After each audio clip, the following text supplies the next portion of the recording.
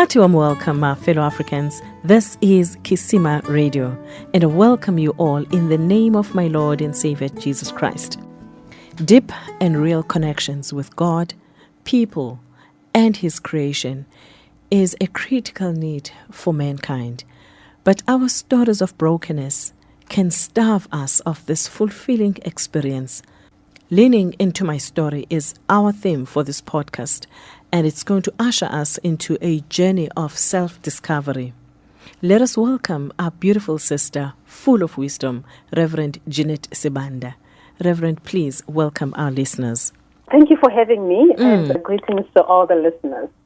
Talk to us, Reverend. What does this mean in a nutshell? Or rather, where does this come from? Maybe let's start there. Where does it come from? And I'm also interested does this affect, specific type of people who are in a specific space, in their lives. But we'll talk about it in detail as the topic unfolds. So where does this phrase coming from? How did you craft it leaning into your story? Okay, so crafting this was for me a place where trying to figure out how do we become whole in who we are as people. All right. So, and not just being comfortable with just parts of who we are as people, and being uncomfortable with other parts of who we are. All right. So leaning into our stories basically is an invitation to self-discover. Of basically going into who am I really? Who am I? Sure, that's a scary one. The self-discovering process is a scary one. Yes. It is indeed a scary one, and I think this is a big one. Mm-hmm. And yet it is the one thing that enables us to have deep and real connections with other people. Do you think it affects only females, or does it affect men, like human beings across? It affects all human beings. It affects all human beings because the way we interact with people and the environment and the world around us is influenced and shaped by our past experiences, all of us. So true. So we filter the experiences we have, we filter ideologies and the beliefs that we have based on what we have experienced. Okay? Sure. So this filtering process that enables us to interact, scientists will tell you that we hear what we want to hear, or we choose to hear what we hear, and we see what we see, right? But how do you filter all of this other stuff? Yes. Right? The other stuff that gets filtered is how we've been shaped by environment, whether the way we've been raised or the way we are, other people will talk about nature versus nurture, nurturing. So these things, these experiences, they kind of shape how we interact with the world and how we interact even with people. And so this is part of the reason why it becomes important to sort of self-discover, because the more you self-discover, the more you actually are able to even see how you relate to other people and how you relate to God even is shaped by our past experiences, really. Okay. So sometimes we want to run away from that. And whether we are at peace in how we see ourselves, how we love ourselves, or how we hate ourselves. Sure. It all depends on how we've experienced ourselves in the past. And all of those is interaction between the world outside of us and the world within us that collide and form these experiences, and then we then live out of that. So leading into our stories basically is an invitation that says we are social beings that need deep and real connections with others, with God, with creation, and within ourselves. All right. But we are not able to do that unless we can actually self-discover. Sure. And at which stage do you think a person is ready, is matured to self-discover? Well, I think at every stage. I don't think, I think it's the more we become aware. We have not been taught, right, to self-discover. We've been shaped and formed by, how we've been raised. And so we're not conscious, right? Let me use that word. We're not conscious of some of the things that we do. But if you create within, whether it be children, whether it be youngsters, whether it be adolescents or adults, where we actually live consciously in our world, let's put it that way, then people self-discover as they continue. So it's not a thing that you start at one point and you end at another point, right? Okay. It's a process. It's a process of being conscious of who you are and conscious of your environment and your surroundings. So it's a process of being conscious, basically. Scary as it is, it sounds, powerful. If a person can be brave enough to self-discover and begin to start the journey. Yes. And the minute at least I've got an idea of who I am. Yes. I think it will give me some sense of a grip over my life. Yes, totally. Totally. And I think which is really a key thing that you're just saying, to be able to even understand yourself, to understand your life. I think sometimes we are afraid of it because we are afraid of what we will discover. Sure. Right? We don't know what's there. So if I go self-discovery, I might find things in there that I don't like. And sometimes we think that by doing self-discovery, we're actually turning our back on God. And I think that's another thing that people are really afraid of. Okay. Say if we enter into a space of trying to figure out who I am, am I not trusting? Am I not, do I not know who I am? But the truth is, sometimes, I will give you an example. The color green is a very not comfortable color for me. Okay. Right? And the color pink. And I didn't even know why I hated those two colors. I don't like who likes green? Like, why would you like green? Why would you like, pink? Yes. And none of those things made any sense to me until I went on a journey when I discovered that those colors were, attached to certain experiences in my life that were negative. Oh. And as a result, I just grew up not liking these colors, but because they're triggers. And I'm not even aware of what they're triggering because it's so far removed from me. So by going into my journey, that I understand when I see a color green, and even a form of repentance, I will use that word, to say a form of repentance would be consciously choosing to wear the color green. Because now I'm like, okay, color green is no longer an enemy because now I understand what it is. Yes. It's not an ugly color. Yes. It is a color I disliked for other reasons. And now it's like, if I am to lean into the healing process that God is taking me on, then wearing a color green is a sign on that day to say, I am actually leaning into the healing that God has provided for me. Oh, wow. And the color, the dislikeness, the ugliness of what I thought it was a false perception. Yes. It was not real. And I don't have to hold on to that lie, right?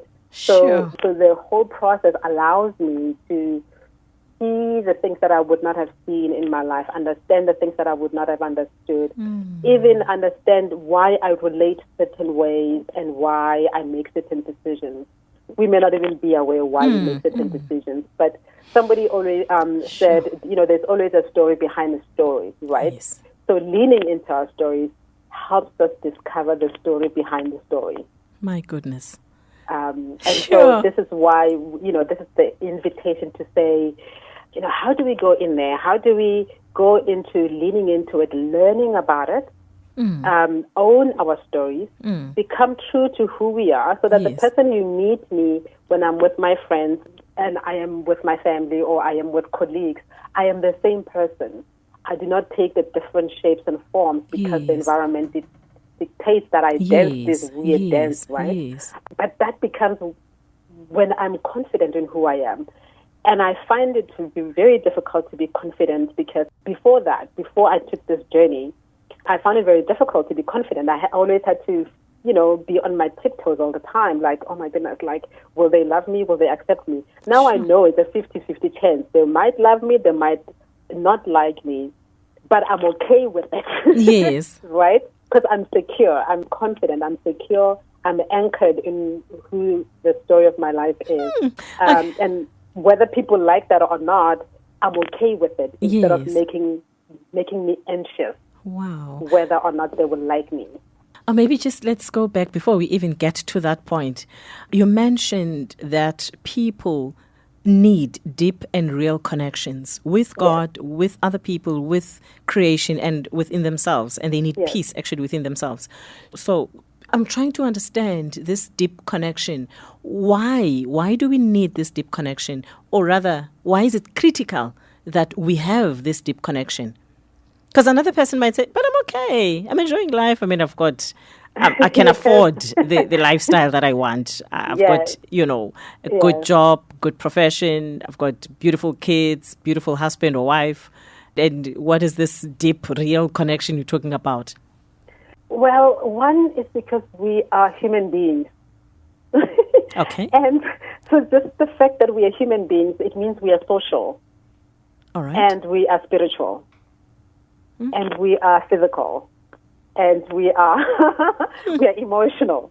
Okay. And all of those things aren't possible without interaction. Okay. So, and I think sometimes what the temptation, right, is to think that this longing, this desire within us to be fully human will be filled by things that do not have spirit, that do not have emotion, that do not have a soul, right? So then you need more and more of it because this thing is as dead as anything, right?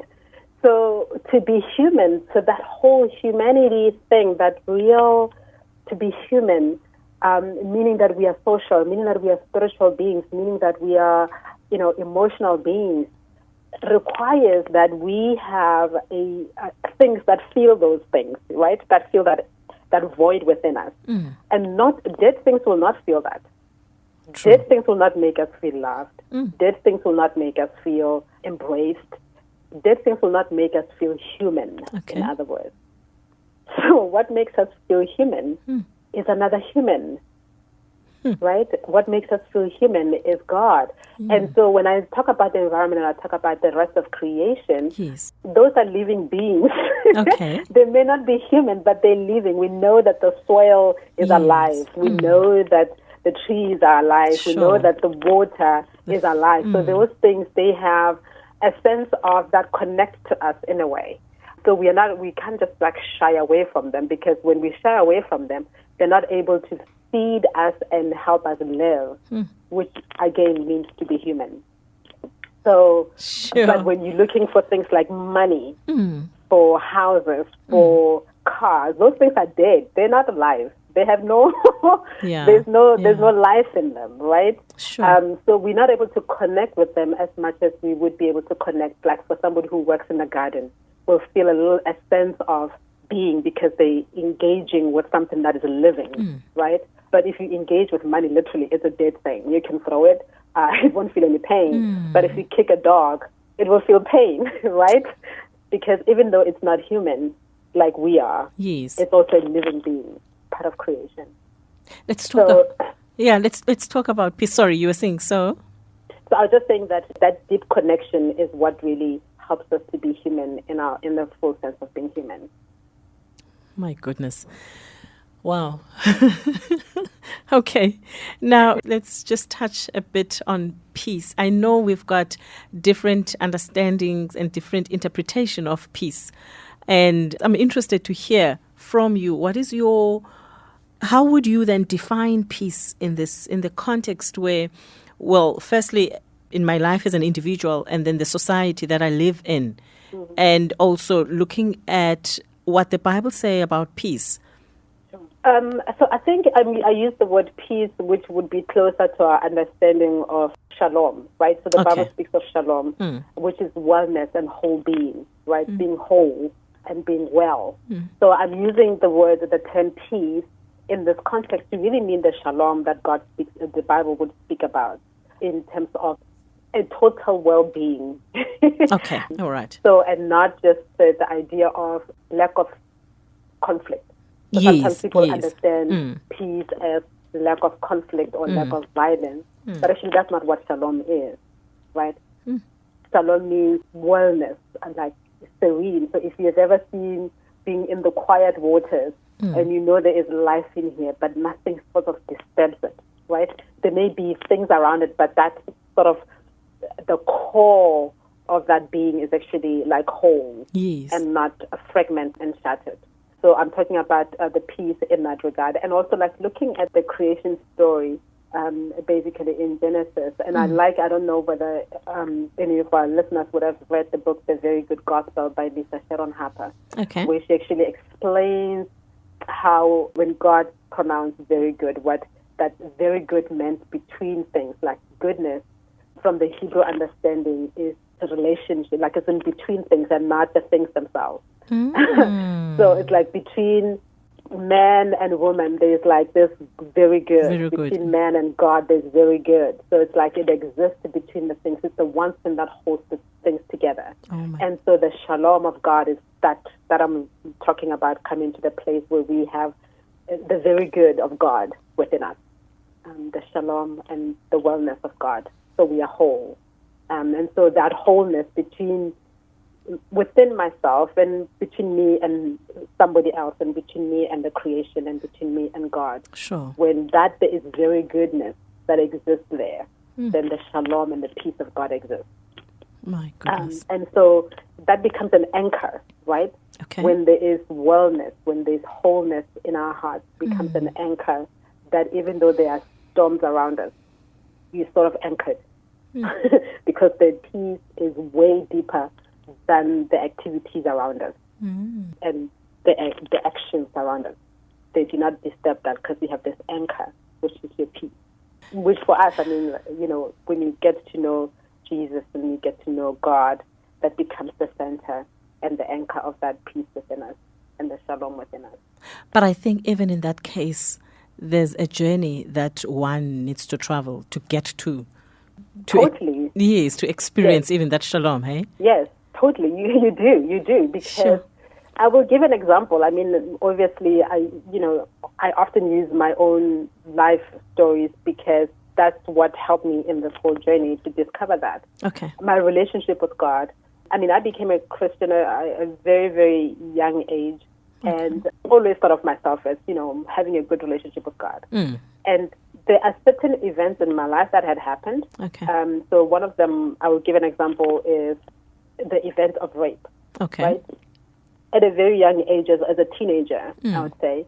And in that incident, I came to a place where I did something that was really I don't advise people to do this. In my longing and in my desire, in my brokenness. So what I did is I was looking for comfort. And so I went reading the Bible. Sure. Looking for comfort in this mess, in this brokenness I was experiencing. And I actually read the story of David and Saul and Samuel. All right. And in the book of Samuel. And what I did, which is, did it unconsciously, was I was reading the story of where God was saying to Saul that, Saul had disobeyed God. And God was saying, you know what, I've rejected you as a king over Israel. Yes. Because it's sinned, right? Now, what did I do as a teenager? I believed God had rejected me because I had sinned, right? So I just go on with life and saying, I have a relationship with God. But in my mind, this God has rejected me. And I've filed that so back in my mind that I'm not even aware of it. So I continue living a life and believing that I love God, God loves me, but not really. Somewhere in the back of my head, I didn't believe that in truth. Because somehow this God had rejected me because, I had believed He allowed this to happen. So I might have done something wrong. He must not have loved me enough. So then I live a life of trying to please God so that maybe, maybe He might forgive me. Right? So now I have this is a very distorted view of a relationship with God. Sure. Right? But you don't see that because you just assume I'm a Christian. You just assume I serve God. Yes. That I have a good relationship with God. But this is not very good gospel. This is not a very good relationship with God. There's no shalom between me and God. Yes. There's no peace. Even within me, there isn't any peace except so the process of self-discovery helped me to one day actually be able to figure out. Even the reason why I figured it out is because I started becoming aware of certain things that I did that previously I was not aware of. And so when I would read my Bible, I'm reverend and I'm ordained, and you have to believe. So this happened when I was a teenager, right? Years later in ministry, in my late 30s, I've been serving God, I've been preaching, I've been doing all kinds of stuff, and strongly believing that I had a good relationship with God. But what would happen is when I opened my Bible, I could not read chapter 15 and 16 of Samuel, but I didn't know that I couldn't do that, and I didn't even know why I couldn't do it. Okay. Right? So the one day, so when I began to pay attention and be conscious of who I was and what I was doing, when I was doing, where I was doing it, Sure. right? then I noticed something, that every time I opened the book of Samuel, I would read Samuel everywhere but there. Every time I would get there, I had anxiety. But I did not know for many years. I didn't know I had anxiety. I did not know that I had shakes because I wasn't paying attention, right? Because I was not conscious. So when I became aware that every time I come to 1 Samuel 15, when I get to 13, 14, my attitude changes. Sure. So I would always quickly skip over. And I don't think that if anybody preached from it and I was in church, then I would even pay attention. I don't think I heard anything. And then this time around, I started becoming aware, what's going on? Why do I get anxious when I come to this place? Okay. What's going on here? And then I was like, okay, but I was not ready to go there. I was like, something is going on there, but I know something is going on, but I'm not ready. I started becoming afraid. Okay. And one day, then I had the courage to say, I need to know what is it that makes me feel anxious and afraid when I read the book of Samuel. Especially when I come to chapter 14. Yes. Like, what is it that makes me skip over to chapter 18? Sure. What's going on here, right? So then I read, and I went and I read, and my goodness, I felt like I was soaked in my sweat, literally, from reading that. Because all the emotions, all the fears came back to me of when I was a teenager, and I did not even know that I had carried all of that with me until in my late 30s, right? And then I went into it, and after that, I went to the person I was working with who was helping me into leaning into my story, and I said, I need to talk to you. I just discovered something. Yeah. All the time, I thought I had a good relationship with God. I didn't. It was not a healthy one. Sure. It was not a real connection. It was a connection of fear. Of Judgment, of God not loving me or accepting me as a person. And then what have I been doing all these years preaching? My goodness. Right? Sure. And then so in that process, and I began to say, okay, Lord, I will lean into this. I need to confront this lie that I have believed. Okay. And I needed to know that He indeed loves me, that I actually can have a good connection with Him and not feel the guilt, not feel the fear, not feel, all the feelings that we associate the negative feelings. So just to say, to just highlight that when we're talking about self-discovery, some people say, no, but you already have a relationship with God. I'm like, actually, it helps knowing that you don't serve God entirely out of a place of love and relationship, but you're doing it out of fear, because there's a lot of people who live out of fear and anxiety. Yes. And we can think of all the negative emotions towards God. And so we become Christians not because we love and we believe that God loves us and we actually have experienced His love and His embrace, but we're doing it because, what if I die? Yes. Or what if my family, what if, and there's all of these what ifs that makes us become Christians or make us become serving God, not because we genuinely believe in that relationship. So the self-discovery goes in all aspects. It affects how we then love ourselves or hate ourselves, love and hate other people, love and hate God, love and hate creation. So if we can do that, leaning into our stories, then we are on a process of self-discovery. That will shock us. Okay, I'm sure in our next podcast we are now going to focus on the steps towards self-discovery. Yes. Okay. But I want us to talk briefly as we are wrapping up. You also mentioned exposing who we are as people. What do you mean by that? Even before you respond there, I was also interested to differentiate, if you can differentiate for us the difference between leaning into your story and embracing your story, because I think there's a thin line there.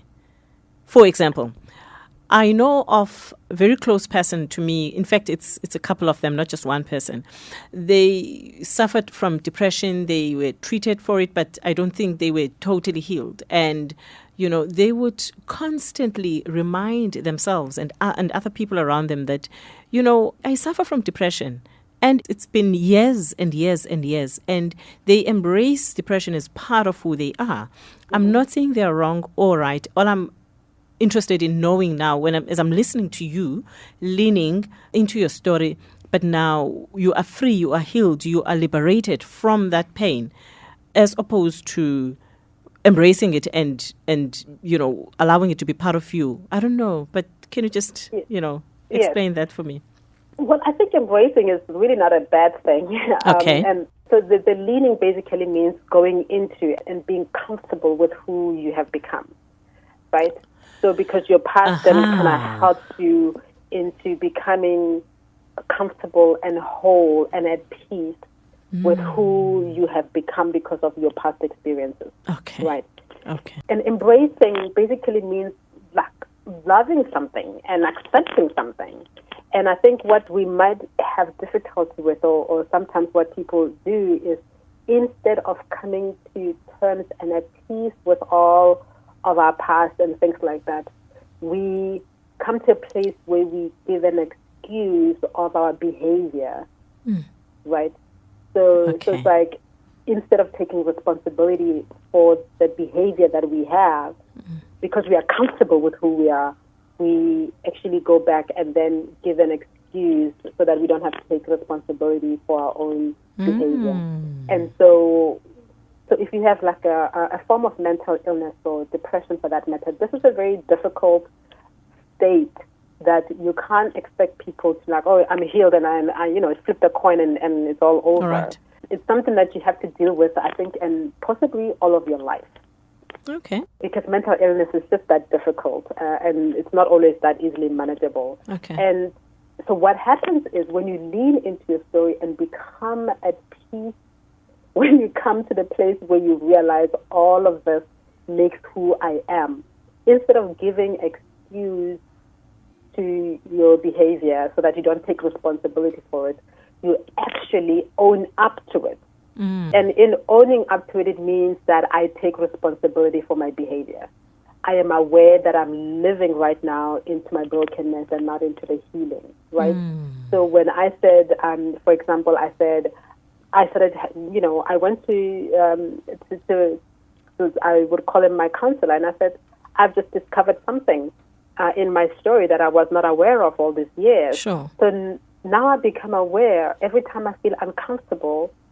When I have to deal with God or when I have to read scripture, I have to ask the question, why am I being uncomfortable? Okay. And instead of me just dismissing it and be like, oh, you know what, I had issues with God. No, I did have issues with God, and I might still have issues with God, but now I'm going to take responsibility for it. And I'm going to own up to it. And I'm going to say, no, you, brokenness, do not have a hold on my life. Right? I can see, I can face it, and I can say, okay, now, Jeanette, what you are doing right now is actually leaning into that broken story and not leaning into the healing that God has provided for you. Oh. So what am I doing? So say to myself, speak to myself, and face myself and say, what is it that you're doing? Because we have triggers, right? Yes. So when we look into our stories, a lot of us, we have woundedness, we have pain, we have hurt, we have broken parts of our story. And so when we look at them, when we are being triggered, the question is, are we going to fall back into that place, or are we going to actually say no? So, for example, if somebody was an alcoholic, when they feel the urge to drink, they have to ask themselves, why am I needing to drink? Okay. What's upsetting me? Come to terms with my emotions. Yes. Come to terms with, oh, I'm upset. Oh, I'm angry. Okay, let's face my anger as opposed to run and get a bottle and drink, right? Because I have an issue.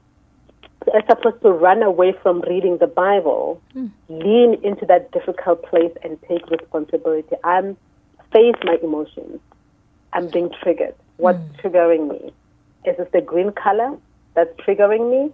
Okay, now I have to face it. What is it about this green color that's making me upset? Yes. Okay, maybe I have not dealt with the pain that's related to this green color, right? So I'm not going to dismiss it. You can't just dismiss it. And I think sometimes what people do when we have not learned into really coming to terms and really accepting who we have become because of our past experiences, we tend to do that. We tend to make excuses. No, you must just deal with me because I have them. you must just deal with me because I have this. You must just deal with me. But then actually that does not allow people to have deep connections. Yes. It dismisses not only yourself and your feelings, because you are minimizing your own pain when you do that. And you're also not allowing people to connect with you when you do that. So saying I will lean in and be honest, my friends, I'm having a bad day. Having a bad day has nothing to do with everything else. It's like, I'm having a bad day. Yes, it has everything to do with it, but right now, please be gracious because I'm having a bad day. So as opposed to, I have depression. Because you are actually minimizing your own pain, which I think is not right towards yourself and it's not right towards other people. Because don't minimize your pain. A person with mental illness or depression, there's a lot of pain that goes in there. But if you dismiss it, you do not allow yourself to experience healing and the community that actually can embrace you and love you and hold you. But also you are also, you're pushing people away. So you're almost like, leave me alone. I don't want to deal with you. I don't want to be social. I don't want to be loved. I don't want to be embraced. Even though your heart says, I want that. Yes. So your heart internally says you need that. But the fear of being hurt more, the fear of being rejected, the fear of being dismissed is greater. So you run to push people away before they have a chance to push you away. So that's another response in which people live in when you don't learn to lean into your story. Is you hurt people before they hurt you. That's the motto, right? Sure. So sometimes I think that's what happens with people. Embracing the fact that you were hurt before, embracing the fact that you were wounded in the past. It doesn't mean that basically you need to make excuses, but you can make excuses if you want to. Or you can lean into that story and say, I'm wounded and I'm having a bad day. So I ask for grace because I'm having a bad day. And the community will more embrace you. I mean, by community, I mean people who are around you. Of course. And the friends or your family will embrace you because they know you're struggling, because once we actually lean into our stories, you'll be surprised because we start to own up and we start to share with people and people become more gracious because we are actually making an invitation to people, like enter my life and I enter your life. Sure. And then you discover a lot of brokenness, but also you discover a lot of very goodness in those spaces. My goodness. All right. Do you have any last words to say to the listeners on this matter? I mean, the last words for me would be that we read the past to have a better sense of where we are meant to move in the future. And so just having that, that's a quotation from Dan Allender, by the way, just for us to understand that by reading the past, it's not that we want to dwell in the past. By leaning into our stories, it's not that we want to dwell in the brokenness. By leaning into our stories is a way of discovering who we are so that we can have better relationships with ourselves, with other people, with God, and with creation. Sure. Thank you so much, Reverend. That was Reverend Jeanette Sibanda. Thank you so much for your time. Thank you for pouring your heart out unto us. And thank you for taking time, to walk the journey. And because I firmly believe that, in fact, I don't know if it was optional, it was your choice for you to walk the journey. But we'll find out next week. Nonetheless, thank you that you've walked the journey, because it's a different case when you listen to someone sharing textbook information, textbook knowledge with you, as compared to someone who have walked the journey, because you can connect heart to heart with what they're sharing with you. Thank you so much, sis. Thank you for having me. Be blessed. Join us again next week on Friday as we unpack the process of self-discovery with Reverend Jeanette Sibanda on KisimaRadio. True self-discovery begins where your comfort zone ends. That's Adam Braun. We love you. Please remain a blessing.